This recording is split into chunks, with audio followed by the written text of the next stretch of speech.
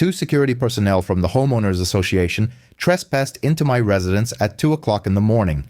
They entered my personal armory with smug laughter, clearly believing they had already triumphed. However, as soon as that reinforced metal door slammed shut, their amusement vanished, replaced by desperate pleas. I remained calm. Breaking into someone's dwelling takes a degree of nerve, but finding oneself confined within the armory of a former police officer? That's a suicidal proposition. That's how the night concluded, though it certainly didn't commence that way. I was in my workshop, a structure situated approximately 50 yards from my house, where an old gravel path intersects a grove of pecan trees. I'd been occupied late into the night, fine-tuning an antique generator, the sort of meticulous work that demands patience and is best undertaken when the air is mild and the only audible sound is the incessant chirping of cicadas. My mobile device vibrated once, a solitary notification. It was a motion alert originating from the eastern corridor of my home. Setting my wrench aside and wiping my hands on a grimy cloth, I accessed the camera feed. There they were. Two individuals identifying themselves as HOA security guards, though their ill-fitting uniforms suggested a budget-conscious procurement. They infiltrated my back door with the stealth of masked raccoons, exchanging hushed words, their demeanor radiating misplaced confidence and an assumed authority. The astonishing part is that they actually guffawed when they stepped into my armory. To them, that substantial steel door likely appeared merely decorative, an ornamental fixture. They rummaged through drawers they had no right to access, seized a firearm case as if it were some prize, and exchanged congratulatory slaps on the back.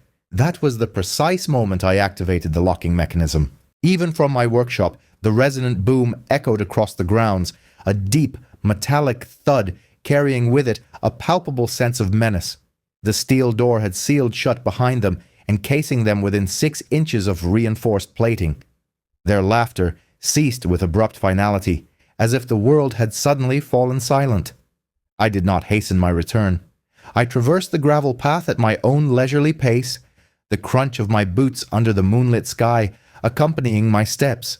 By the time I reached my porch, the cacophony of their shouts had already begun. 30 seconds later, I stood in the hallway adjacent to the armory, listening to two grown men plead through a door designed for containment, not egress. It was not intended to permit sound, nor fear, nor them to escape. I did not raise my voice. I issued no threats. It was unnecessary. 12 years of wearing a badge impart a fundamental understanding. When the wrong individuals enter the wrong space, the door becomes the sole orator, and those two on that particular night learned unequivocally the identity of the homeowner whose sanctuary they had violated.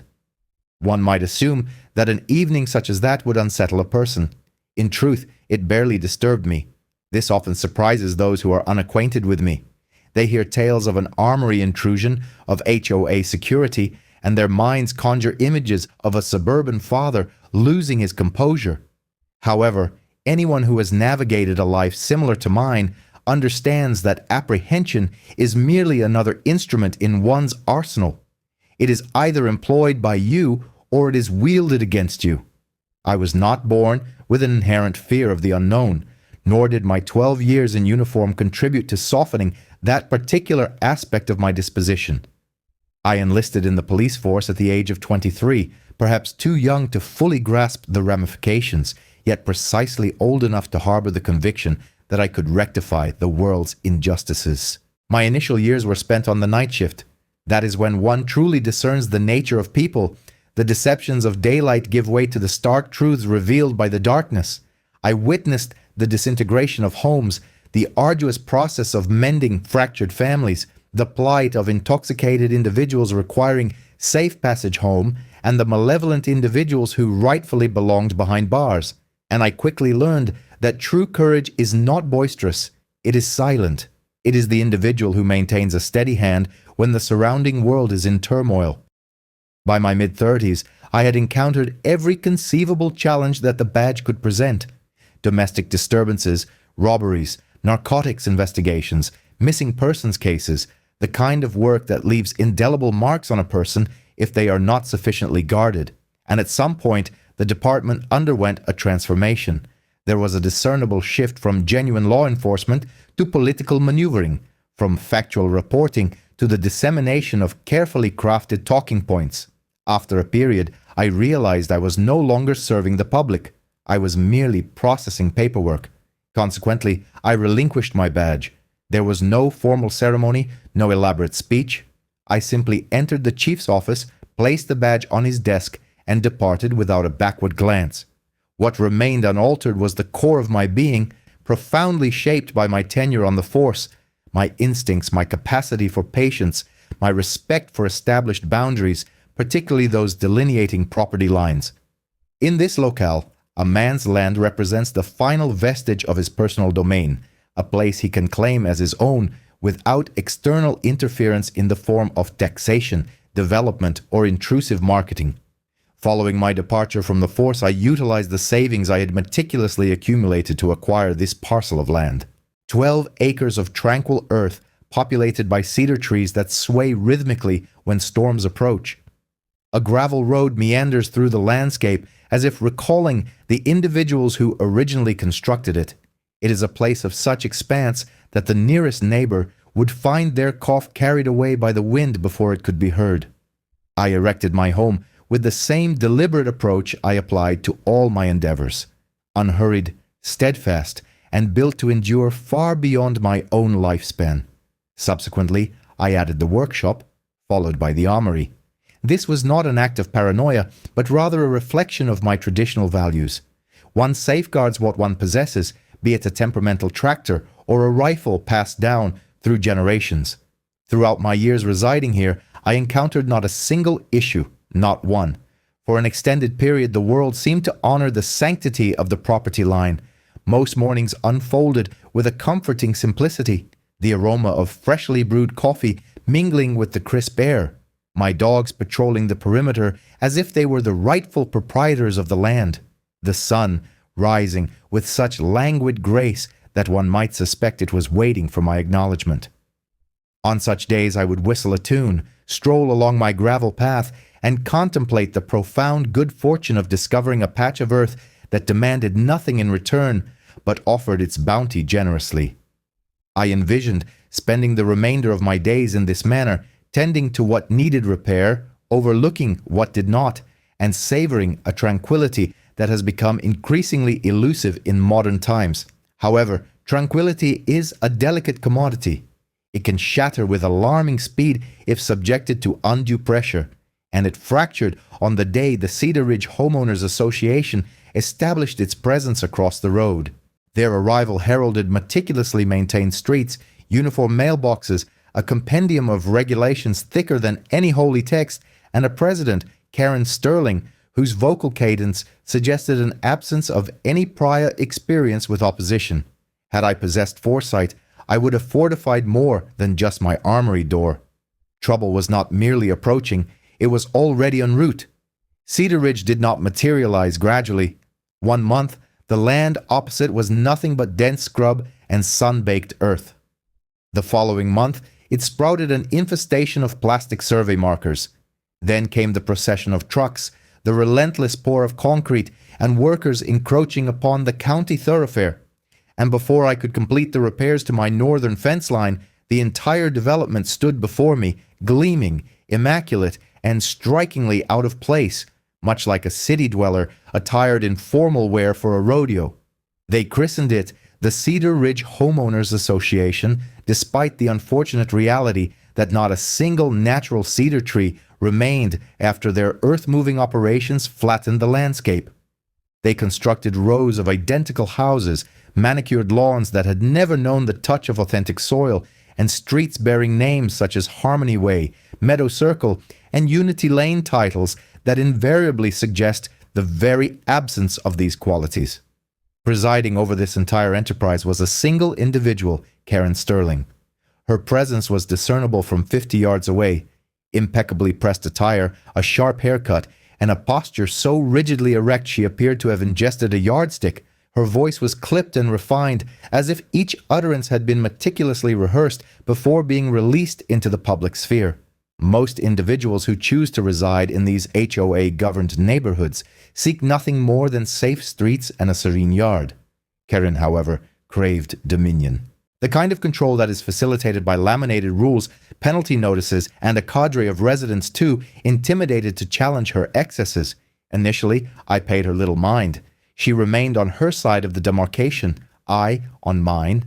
Then, a pivotal moment arrived, a minor spark that ignited her latent aversion to firearms into a deeply personal vendetta against me.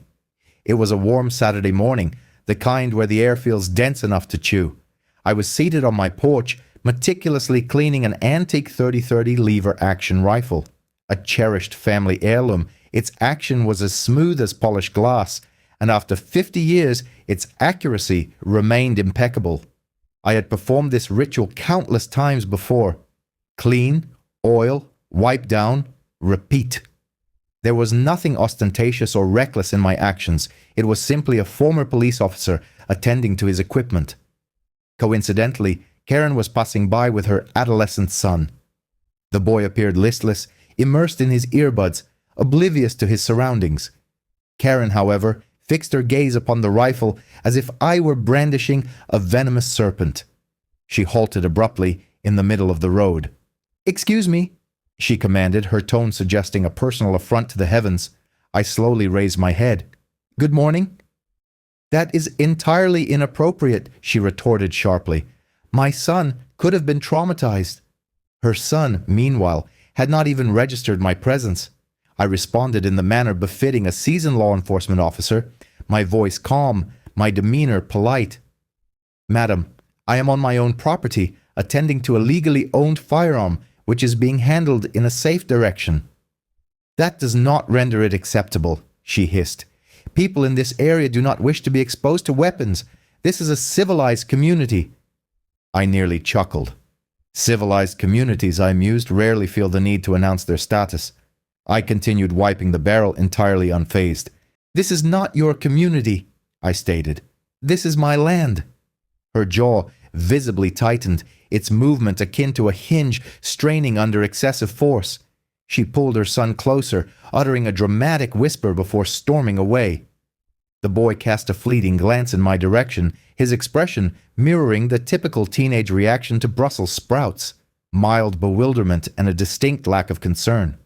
At that juncture, I believed the matter to be concluded. Simply another HOA president unfamiliar with the nuances of rural life.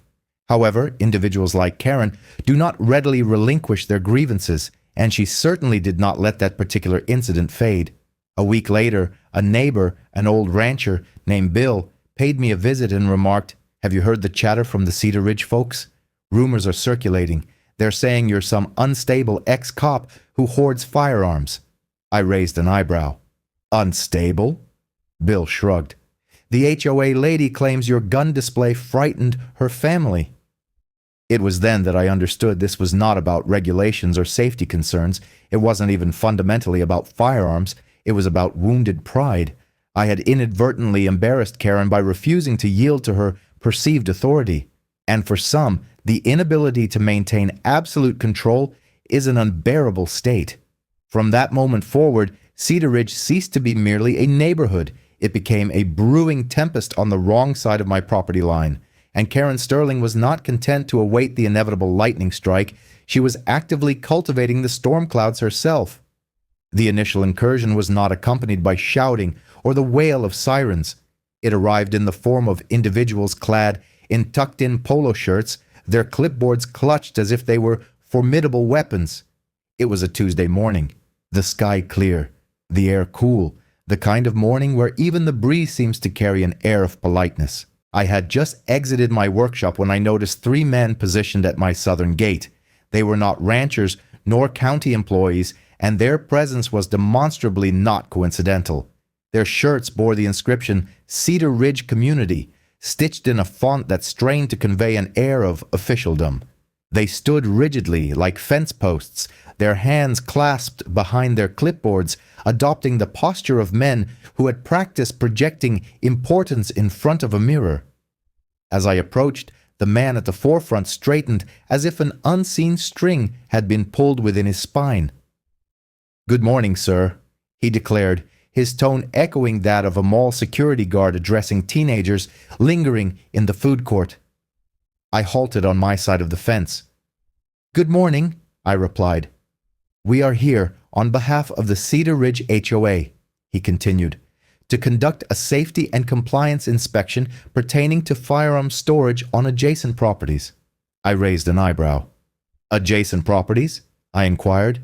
"Yes, sir," he affirmed, a smile gracing his lips, suggesting he believed this conversation was proceeding favorably.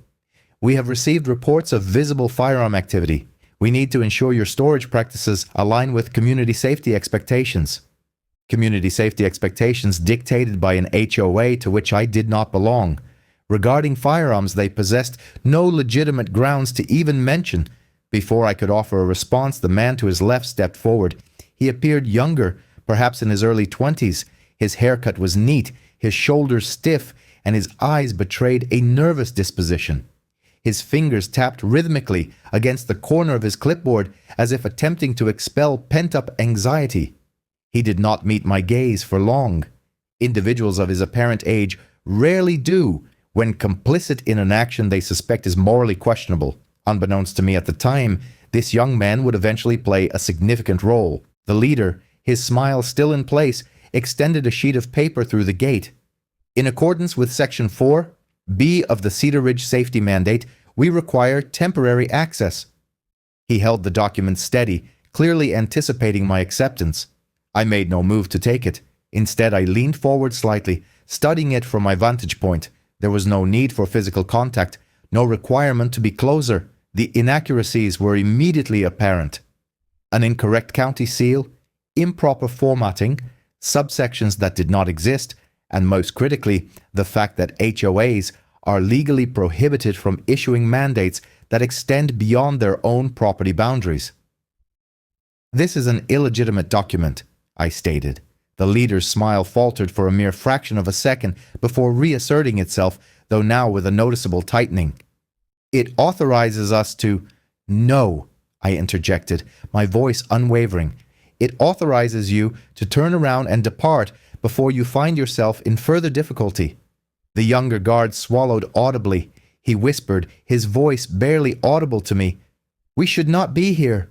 The leader shot him a look sharp enough to draw blood. I met the young man's eyes for a brief moment, witnessing a confluence of fear, guilt, and regret, a seed of doubt planted. The leader cleared his throat. "Sir, refusal to comply may result in an HOA citation." I nearly scoffed. "I do not reside within your HOA," I said. "Your citations hold less weight than dust in this region." His facial muscles twitched. "Authority is only effective against those who acknowledge its legitimacy." I retrieved my mobile device from my pocket. "Gentlemen, I am contacting the sheriff." The leader's facade of confidence crumbled. All three men stiffened, as if suddenly remembering pressing engagements elsewhere. "There is no need for escalation," he stammered. But I had already initiated the call. They retreated with unnatural haste, like a herd of animals startled by a sudden thunderclap. They scrambled into their sport utility vehicle and reversed down the road with such velocity that they stirred up a cloud of dust that lingered in the air long after their departure. Deputy Crowley arrived a few minutes later. A seasoned lawman, he took his time. He examined the spurious document and emitted a snort. "HOA overreach. They're becoming rather audacious." "I suspected as much," I replied. Crowley tapped the edge of the paper. "Be cautious. Individuals like that, they do not accept rejection graciously. They internalize it personally." He was not mistaken, for Cedar Ridge did not merely depart from my gate that day. They left in utter humiliation, and a personality such as Karen Sterling perceives humiliation as a declaration of war. However, her chosen form of warfare did not commence with legal counsel or physical barriers. She initiated it with something more insidious, more malicious, and more cunning: whispers. 2 days subsequent to the inspection, I drove into town to procure diesel fuel. Typically, local residents would offer a wave or a nod of acknowledgement. However, on that particular morning, several individuals regarded me with an unnerving intensity as if attempting to recall my image from a television broadcast. Something was amiss. Upon my return home, I discovered the first flyer strategically placed within my mailbox. It was a glossy, color-printed document. Clearly, no expense had been spared. Prominently displayed on the front was a photograph of my gate, beneath which, in bold red lettering, was the alarming accusation, "Unstable ex-officer hoarding weapons. Community safety risk." My pulse remained unperturbed, yet a familiar irritation stirred within me, the kind one experiences when confronted with blatant falsehoods disseminated with undue confidence. Before I could discard the flyer, I observed 3 additional copies artfully tucked along the fence line. Subsequently, 2 more appeared near the cattle gate.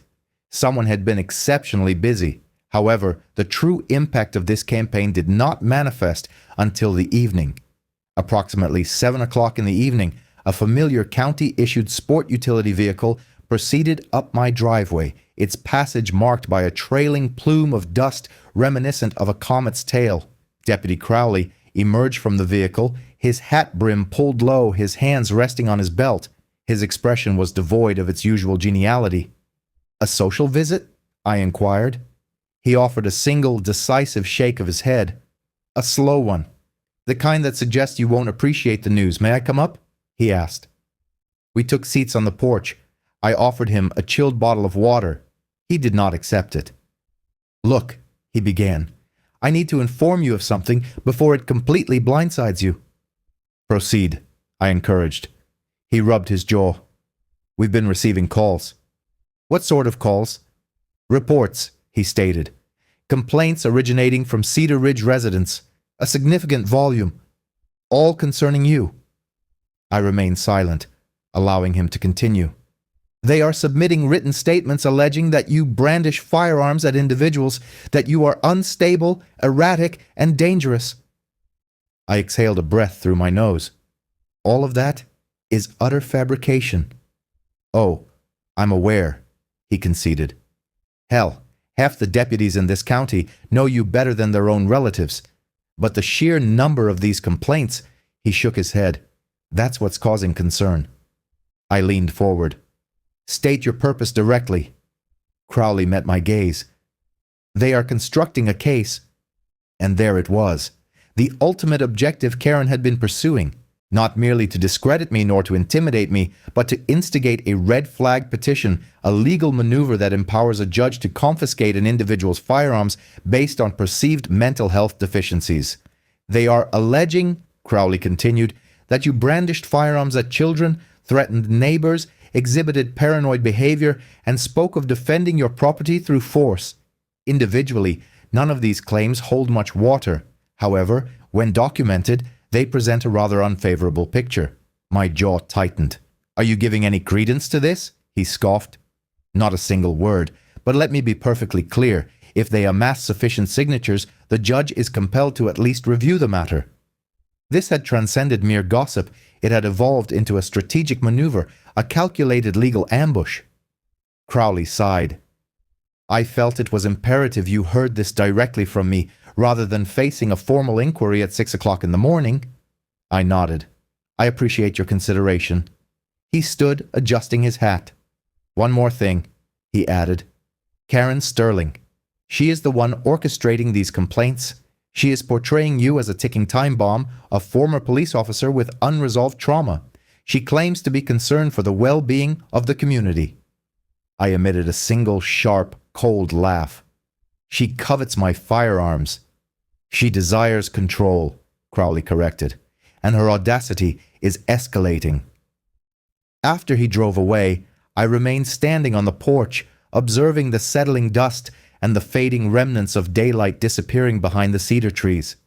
Karen believed she was tightening a noose, convinced that fear and bureaucratic processes would compel me to retreat. However, fear holds no sway over an individual who has navigated the adversities I have. And paperwork, that formidable edifice of bureaucracy, is ultimately combustible.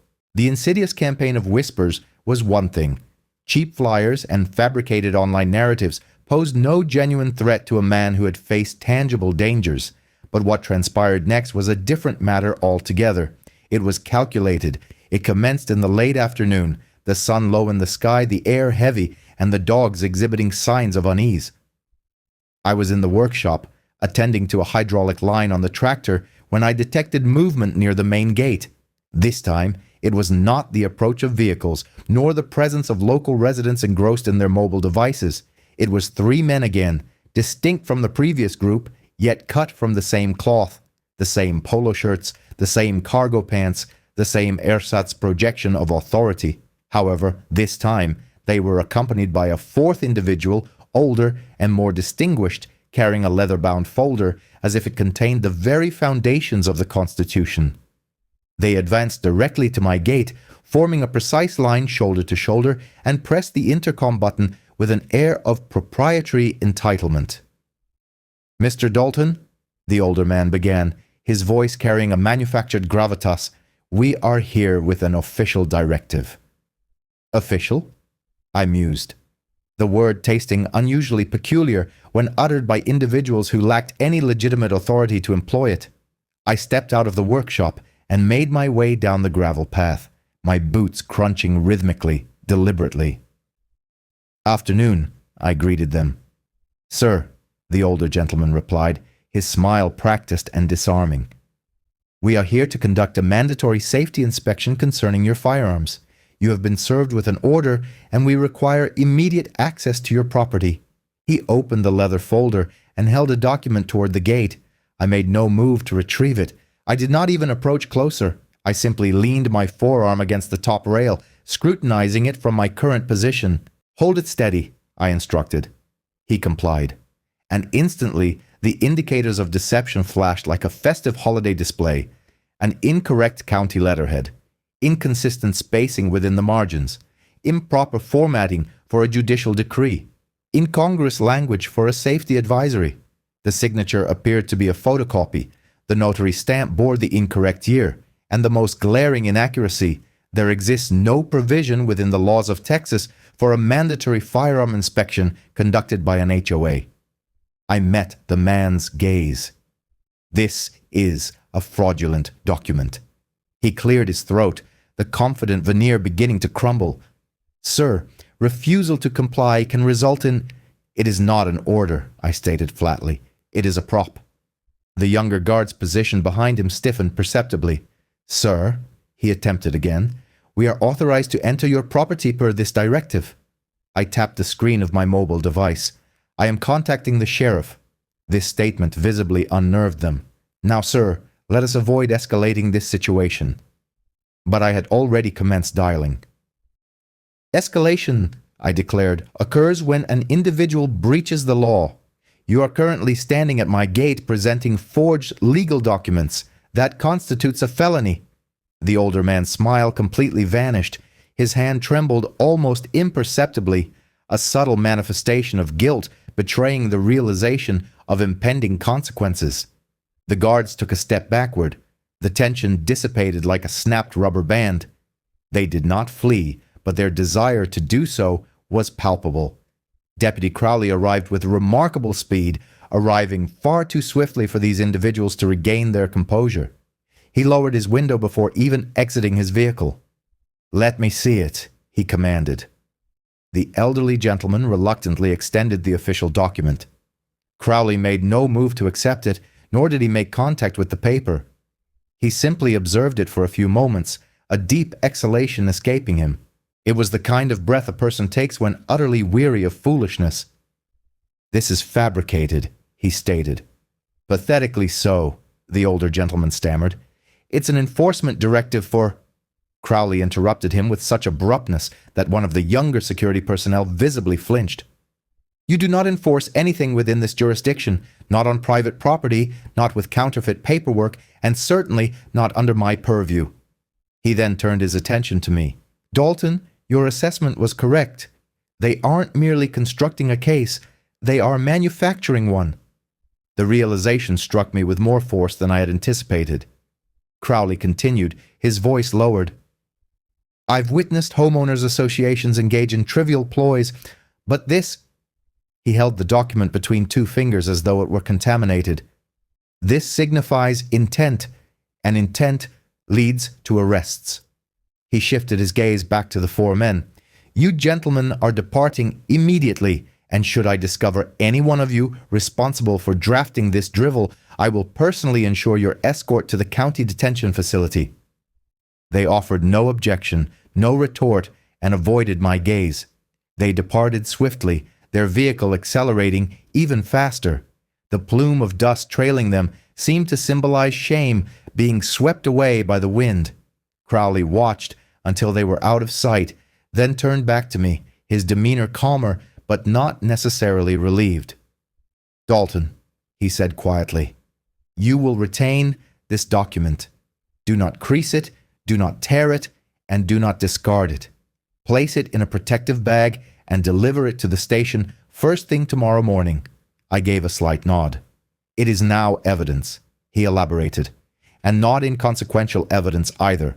Forgery, impersonation, attempted unlawful entry. This will proceed directly to the district attorney.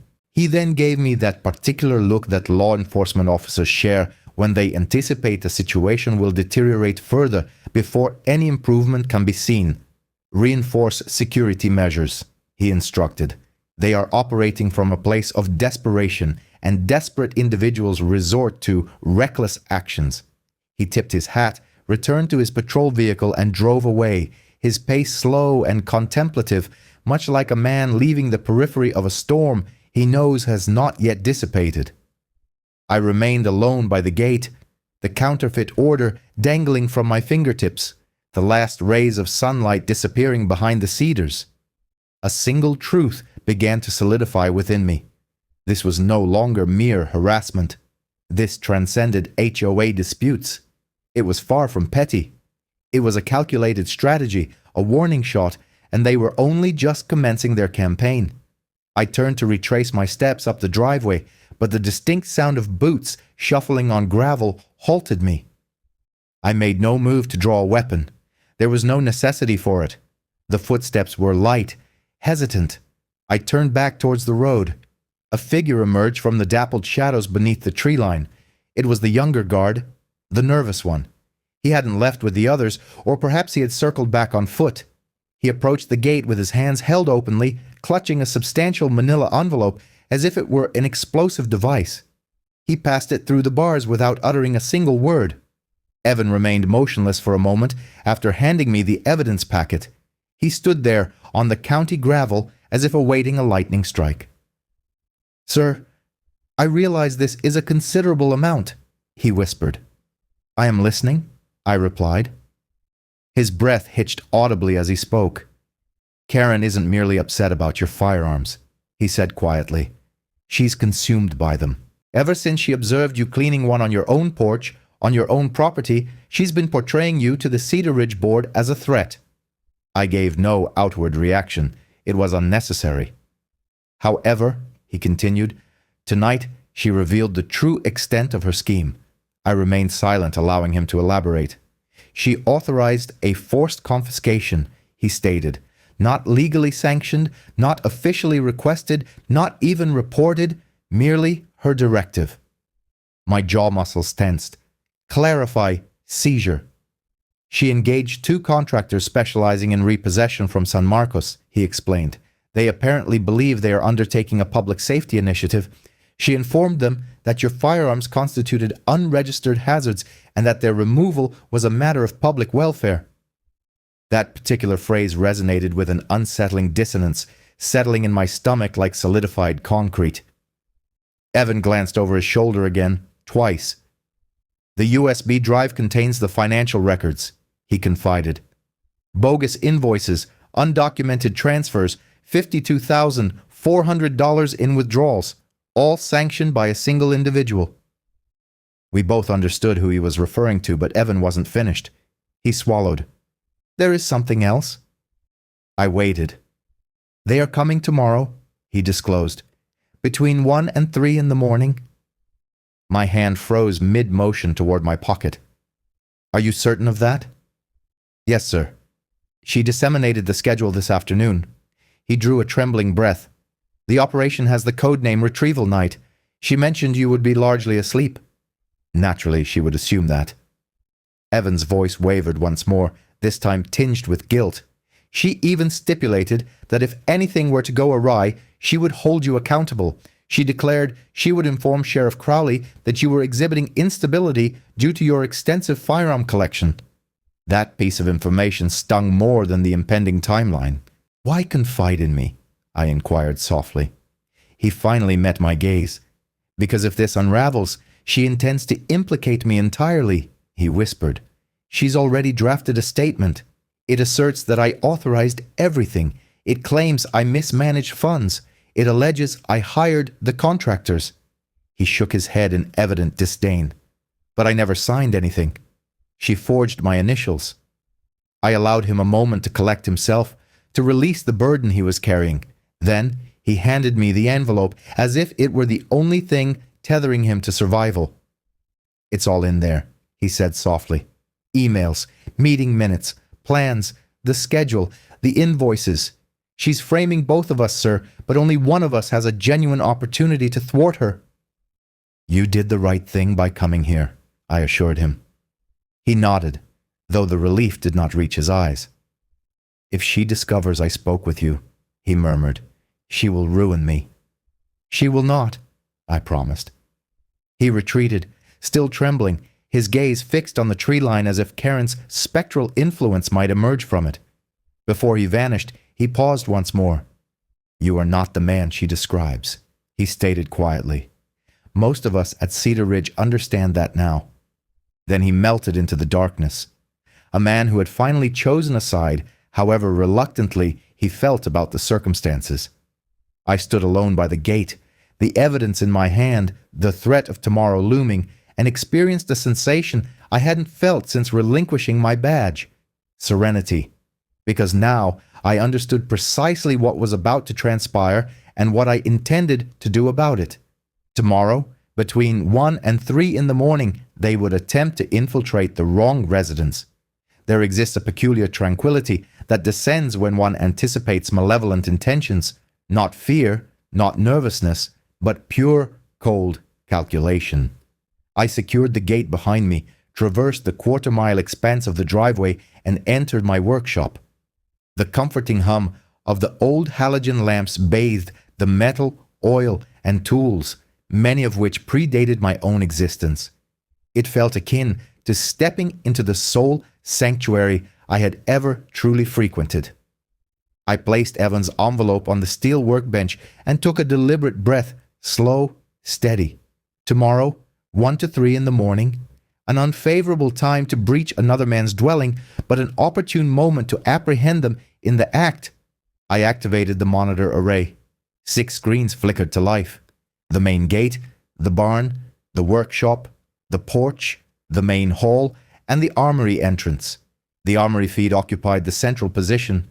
That space was my grandfather's former storm shelter, reinforced with steel and subsequently retrofitted by me during my tenure on the force. It was not merely a storage area for firearms, it was a vault, and tomorrow night it would serve as a meticulously designed trap.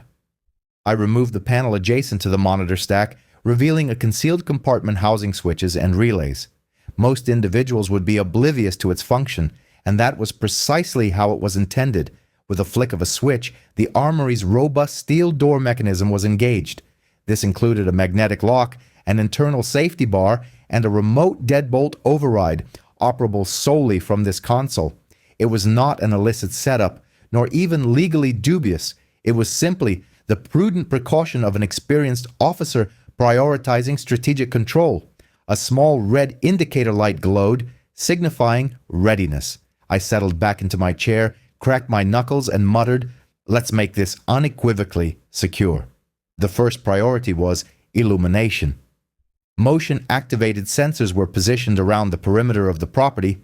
Floodlights would operate at half capacity, sufficiently bright to cast intruders into silhouette without revealing their presence. Secondly, interior navigation. Should they succeed in entering, and I was counting on it, they would follow Karen's precise instructions, proceeding directly to the armory. Individuals of their ilk invariably perceive firearms as valuable commodities. They fail to grasp that the true prize lies in the irrefutable evidence I would acquire once they crossed that threshold. Thirdly, auditory surveillance. I activated the workshop's silent alarm system, directly linked to Deputy Hayes' mobile device. Sheriff Crowley had sanctioned this measure following the previous attempted intrusion, and he had been explicit regarding its rationale. "You are a former officer, Miller," Crowley had articulated. "You comprehend the protocols. If they return, we apprehend them indisputably." Fourthly, temporal synchronization. If the designated window for the intrusion was between 1 and 3 in the morning, their initial step would involve reconnaissance. This is a standard procedure. Given their assumption of my diminished awareness due to sleep, they would anticipate the deactivation of all lighting around midnight. Therefore, at 12:15, I would extinguish all power sources with the exception of the workshop's illumination. This would foster the illusion of my slumber, allowing them to proceed with a false sense of security. I then turned my attention to the final element, the armory itself. I proceeded there now, traversing the hallway, turning the corner, passing by framed photographs that held sentimental value only to me. The dogs followed, their tails held low, instinctively sensing my mood without the need for spoken words. The armory door loomed ahead, a formidable expanse of steel finished in a somber gray. I entered the access code, turned the dial, and stepped inside. The walls were lined with safes, ammunition containers, cleaning supplies, official documentation, and remnants of past recollections encased in metal. The arrangement was not haphazard, but meticulously organized. A soldier or a law enforcement officer would instantly discern the underlying order. I directed my gaze upward. The speaker was positioned appropriately. Tomorrow night, as that door sealed shut with 2 intruders trapped within, I would address them through that speaker, not to issue threats, but simply to inform them of the precise moment their perceived freedom was irrevocably curtailed to the confines of a secured vault. I stepped back out, closed the door, and rotated the dial. With a final, definitive click, the deadbolt engaged, a sound heavy enough to resonate deep within one's bones. I examined the security panel adjacent to the door. All systems indicated optimal functionality. The trap was not merely set, it was flawless. By the time the household returned to its customary quietude, the clock displayed 11:42 p.m. I remained seated in the workshop, the lights dimmed, the tools still arranged on the bench, the evidence bag placed beside me, and the surveillance monitors glowing like vigilant sentinels. Tomorrow night would not be a confrontation, it would be an educational experience. Individuals who attempt to breach a former officer's residence invariably anticipate a scene of disarray. However, disarray is the consequence for those who fail to strategize. I possessed a meticulously crafted plan, and by 3 in the morning tomorrow, the only individuals experiencing surprise would be the 2 men confined within my armory. They would realize far too late that the mirth would cease long before the night concluded.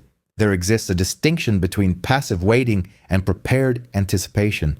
Most individuals pace, fidget, and anxiously survey windows like cornered rodents. I did not pace.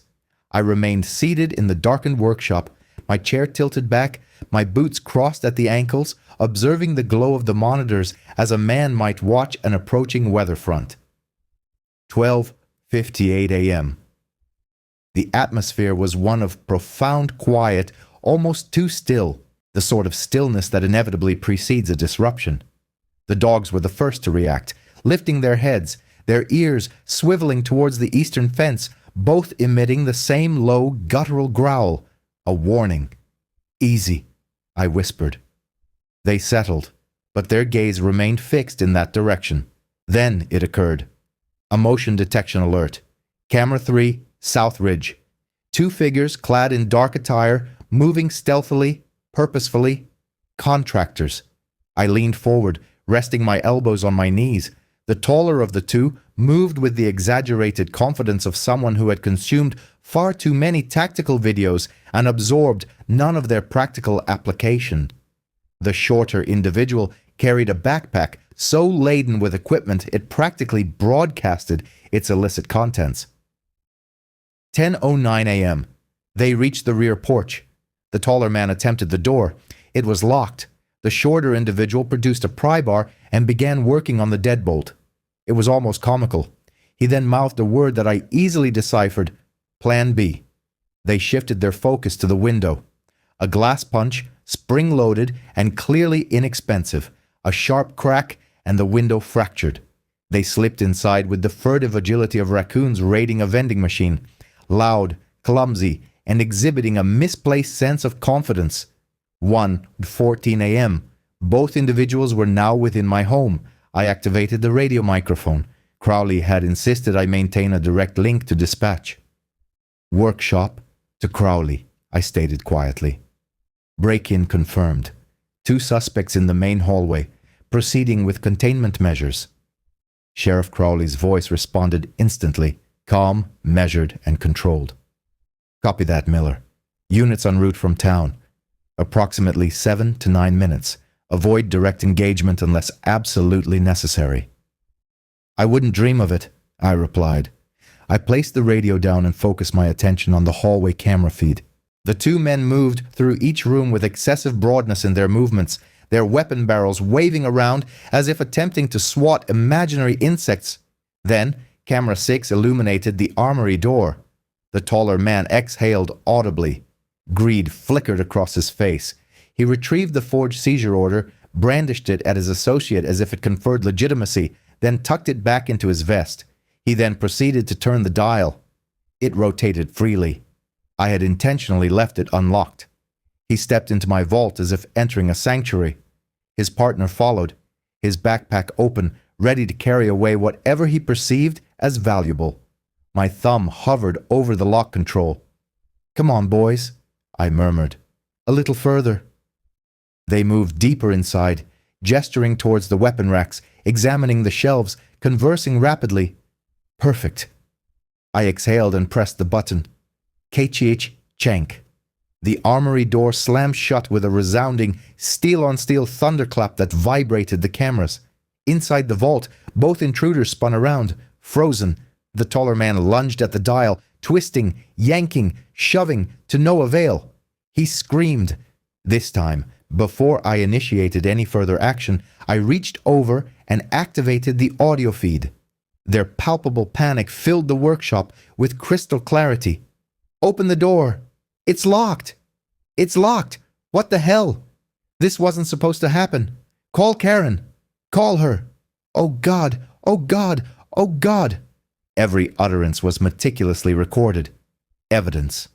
The shorter man began to hyperventilate. Metallic clanging echoed, accompanied by the scraping of boots. The taller man's breathing grew ragged. I activated the microphone and spoke through the armory speaker. My voice reverberated off the steel walls like a pronouncement of doom. Breaching my residence was audacious, but violating my armory was suicidal. A prolonged pause ensued. "Sit tight, gentlemen. Sheriff Crowley is approximately 8 minutes away, and every second you remain in that room is another felony committed on tape." The shorter man began pounding on the steel with his fists. The taller one pleaded, begged, and I leaned back in my chair, crossed my arms, and delivered the final statement with the composure of someone who had navigated far graver predicaments. "You touch my firearms." A quiet breath, a definitive closing remark. "Well, the repercussions will be painful." Simple arithmetic. They continued to scream. I allowed the audio feed to capture every desperate sound. The vocalizations emanating from within the armory did not subside, they transformed, shifting from anger to outright panic, and finally to abject supplication. Crowley would find this recording exceptionally useful. Through the audio feed, I heard the taller man impact the steel barrier again. Thud. "Please let us out." Thud. Thud. "We didn't know. We were told." I muted the speaker, not out of any sense of mercy, but to give my own ears a reprieve. 1:22 a.m. Red and blue lights began to pulse rhythmically across the distant tree line, piercing through branches with sharp, intermittent flashes.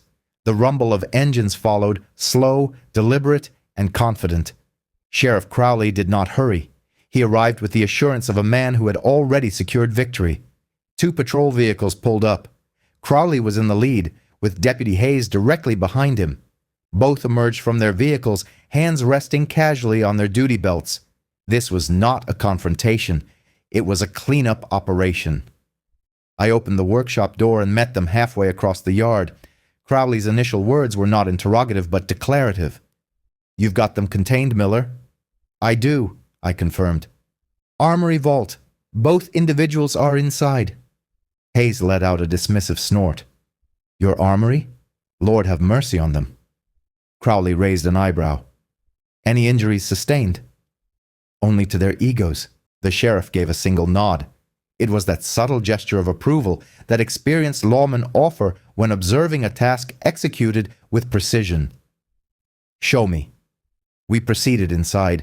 Crowley halted abruptly upon hearing the muffled sounds of impact emanating from the sealed vault.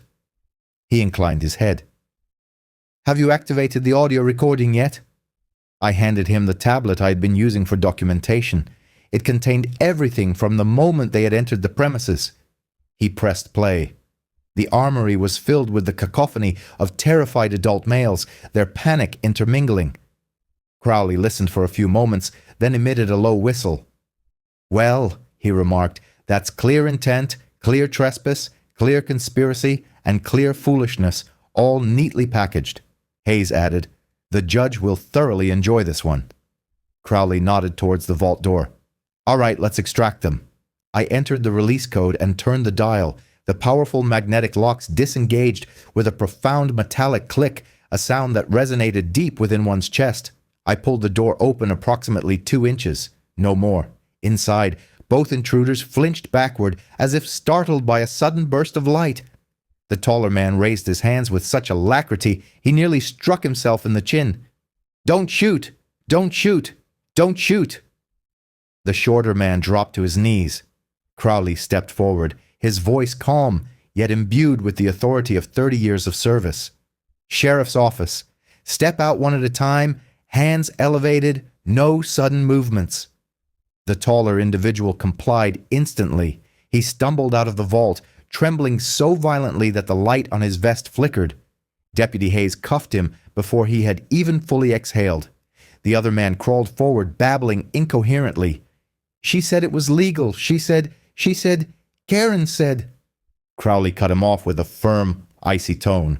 "Son, the moment you crawled through that window, Karen Sterling was no longer relevant. You were, and you bear responsibility for your own foolishness." Hayes cuffed the second man and escorted him to the patrol vehicle. I presented Crowley with the evidence bag Evan had given me. He glanced down at it, then back up at me. "Is this what I suspect it is?" "It's worse," I replied, and every element points directly back to her. Crowley held the bag up to the porch light. "I will deliver this to the county tonight. Not tomorrow. Tonight." He paused, studying me.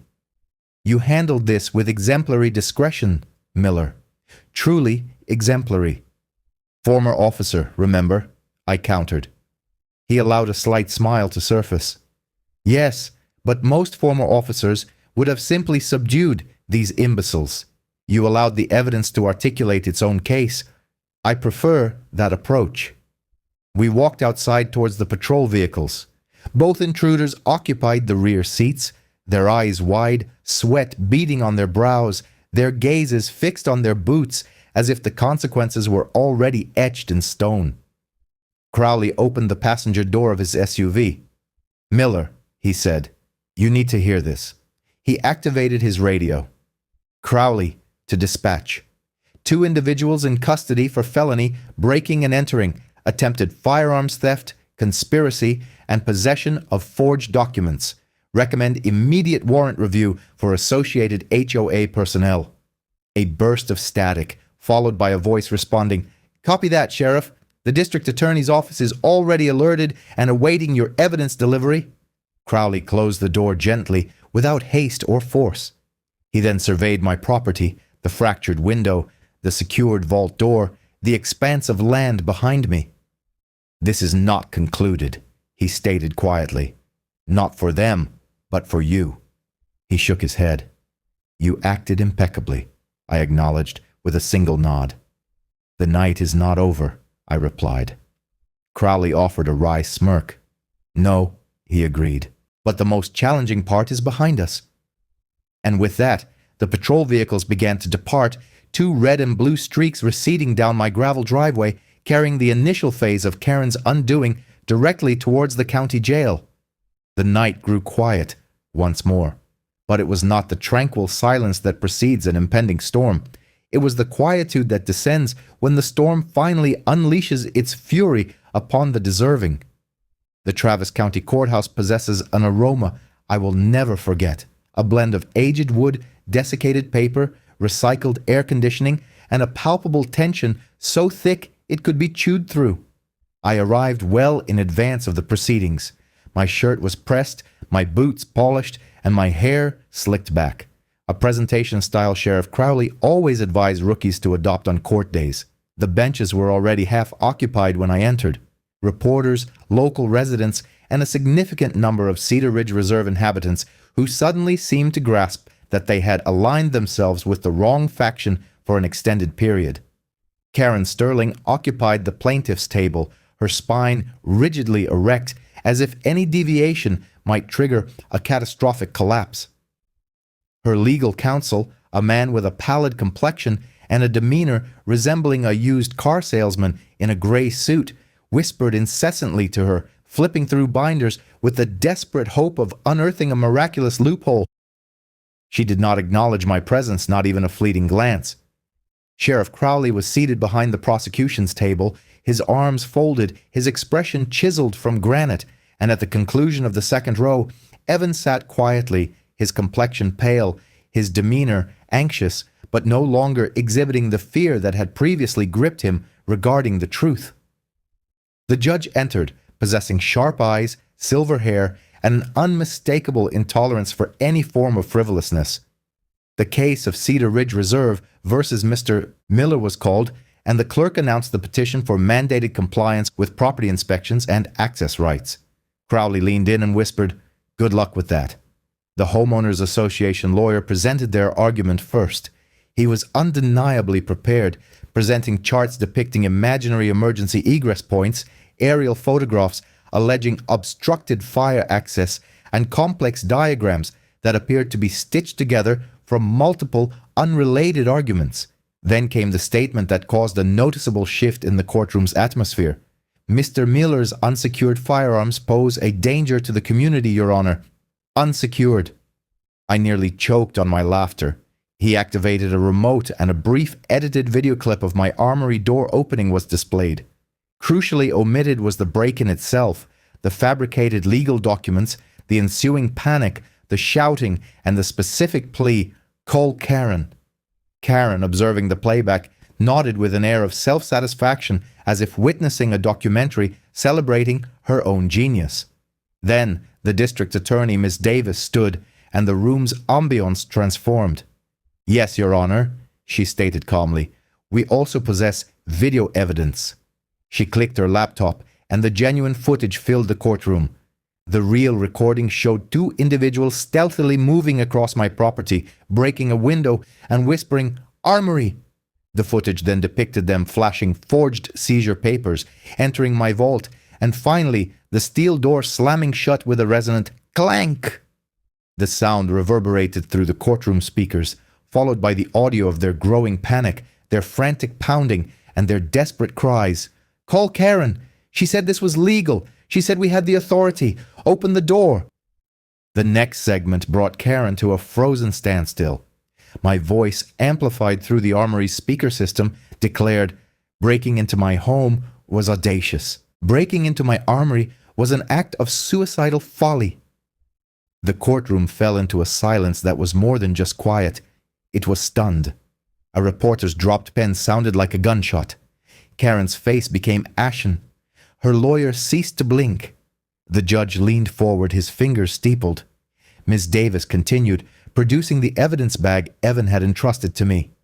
"Your Honor, the Cedar Ridge Reserve Treasurer discovered off-the-books expenditures totaling $52,400. These include unauthorized withdrawals, fraudulent invoices, and cash payments for clandestine operations, all purportedly approved solely by President Sterling." Karen's attorney sprang to his feet.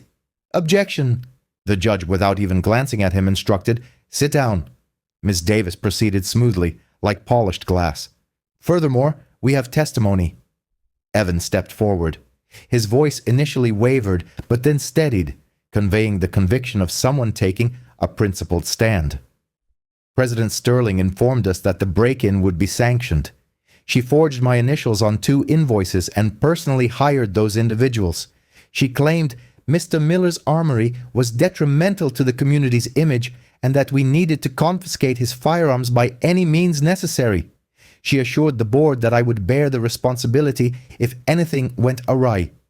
Karen erupted from her seat. "That is a falsehood. He is lying." The judge struck his gavel forcefully. "Miss Sterling, if you speak again, you will be removed from this courtroom." Karen sank back into her chair as if her very bones had turned to liquid. Miss Davis then presented the original Cedar Ridge buyer agreements, projecting them onto the screen. An orange highlight illuminated a specific clause: Southern ingress-egress not guaranteed or implied, definitively stating that the HOA possessed no lawful right to encroach upon any portion of my property. The judge closed the folder before her. "It is time for a ruling." Her voice was soft, deliberate, and carried an undeniable weight. "The petition is denied. Denied with prejudice." Karen's shoulders visibly sagged. The judge continued, "Based on the evidence presented, including forgery, conspiracy, unauthorized expenditures, and the orchestrated illegal entry, this matter will be referred to the district attorney's office for immediate review." Crowley leaned back, a look of quiet satisfaction on his face. Karen appeared as though she had been abruptly disconnected from a power source. Her lawyer slumped, the picture of a man contemplating a career change. I simply exhaled, a slow, deep breath I had held captive for months. The judge was not yet finished. "And Mr. Miller," she stated, "your composure, your meticulous documentation, and your cooperation with law enforcement are commendable. You conducted yourself with a discipline rarely observed in this court." I offered a single nod. "Thank you, Your Honor." As the spectators began to disperse, Karen finally turned her gaze towards me. Her eyes conveyed a complex mixture of shock, animosity, and a dawning realization. She was no longer confronting me, but rather the full force of the law, and she was losing. The day following the hearing, the atmosphere surrounding my land felt altered. It wasn't merely quiet, but rather settled, as if the very earth had finally aligned itself. While attending to a loose hinge on the eastern fence, my phone vibrated. A single text message from Evan read, "They're here." I understood immediately who "they" were. I walked to the edge of my property and looked across the county road towards Cedar Ridge Reserve. 2 sheriff's cruisers passed the stucco entrance sign, the same sign Karen had once posed before for the HOA newsletter, beaming as if she owned a significant portion of Texas. This morning, however, the deputies were not slowing down. Their destination was clearly her residence. Neighbors peered from behind their blinds, some venturing outside with their phones raised, not with malicious intent, but with the curiosity that often accompanies witnessing justice catch up with those who believed themselves to be beyond its reach. Sheriff Crowley emerged from his vehicle first, exhibiting no haste or theatricality. He was the kind of man who effected an arrest with the same calm, methodical certainty as another might pick up groceries. Karen opened her front door, dressed in a white blouse, her face a mask of disbelief. "I don't understand," she exclaimed, her voice high-pitched and trembling. "This is political. This is harassment." Crowley proceeded to read the charges nonetheless. Forgery, criminal conspiracy, trespass by proxy, misuse of HOA funds, attempted unlawful seizure of firearms, endangering public safety, and the list continued. Whispers rippled through the assembled neighbors. One man murmured, "I always suspected something wasn't right." A woman added, "I warned her not to interfere with that man's property." Another chimed in, $50,000? For what? She's completely lost her mind." Karen's legs gave way when Crowley stated, "You are under arrest." He gently, professionally, cuffed her, conveying not cruelty, but an absolute certainty. As he escorted her toward the patrol car, a breeze stirred, causing the HOA's decorative banner to flap overhead like a jest that the wind had suddenly grown weary of. Karen shouted over her shoulder, "This isn't over, Miller. Do you hear me? This isn't—" The cruiser door closed, abruptly silencing her with a soft thud. Crowley briefly glanced across the road at me, offering a single, understated nod. The lawman's equivalent of a conclusion. The cruisers departed, and Cedar Ridge Reserve seemed to exhale collectively. Residents began to gather near the clubhouse, shedding their HOA accoutrements for genuine expressions of concern.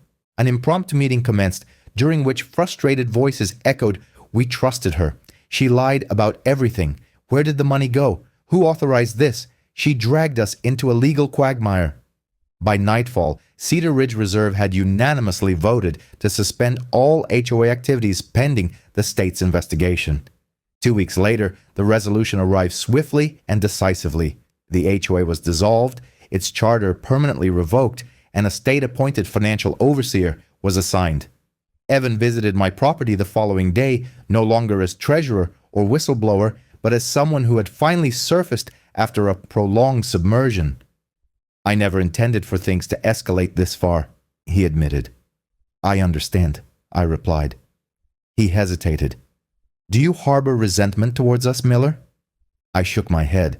"No, but my gate will remain secured." He offered a small, genuine chuckle. "Fair enough." Life didn't simply revert to its previous state. It evolved into something more positive. The county delivered the final incident reports for my signature. Crowley sent a message. "District Attorney confirms a strong case. You handled it well." Neighbors who had previously avoided me began stopping by with pies, handshakes, and quiet apologies. Some confessed ignorance of the truth, others admitted fear, but most simply expressed their regret. I accepted each apology, not out of obligation, but because holding on to grudges is a burden, and I had fences to rebuild. And rebuild them I did, reinforcing the eastern boundary with fresh concrete, sinking steel bollards capable of stopping a diesel truck, and installing solar lighting to deter any individual who mistook the darkness for anonymity. Upon completion, I erected a new sign, unpretentious yet unambiguous: "Private property. Trespass at your own risk." Welded beneath it in a strip of steel was the declaration, "HOA is not the law." A week later, as the sun descended behind the trees, I stood there with a warm cup of coffee, feeling the breeze settle into the grass. My dogs rested at my feet, their trust in the quiet restored. For the first time in months, the land felt not like a contested territory, but like my home. I ran my hand along a fence post, the rough cedar a familiar sensation against my palm, and stated, in the only way a man like me truly needed to, my land, my guns, my rules. The wind offered no reply. It didn't need to.